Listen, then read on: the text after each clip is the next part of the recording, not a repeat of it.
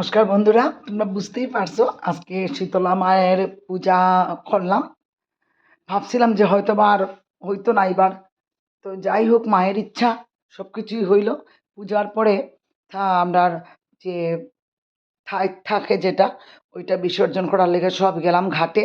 ঘাটে গিয়া বিসর্জন করিয়া আইলাম। বেশ মজাই হইছে। সবে মিলিয়ে এত এত মেয়েলোক মিলিয়ে এটার যে একটা আনন্দ, পূজা করা এটার একটা অন্যরকম একটা ফিলিংস থাকে সবসময়। তারপরে এখান থেকে আবার পরে পাখা দিয়া ঘটের জল দিয়া সেটা দেওয়া হইলো। ওইটা তো পূজার শীতলা মায়ের পূজার একটা বিশেষ কাজ হইলো ওইটা। তারপরে আমরা ওইখানেই চরণামৃত নিলাম, আশীর্বাদ নিলাম, সব কিছু নিয়ে উপাস টুপাস ভাঙ্গা হইলো। তারপরে বাড়ির পথে রওনা দিলাম। তবে খুব আনন্দ লাগছে। তারা আবার কইছে তুমি কিন্তু আগামী বৎসর আইবাই, তুমি না আইলে মজাটা জমে না। এবার তুমি খুব মানে আড্ডা গল্প মানে জমে, জানি না এটা সবে এইরকম কয়। টাটা।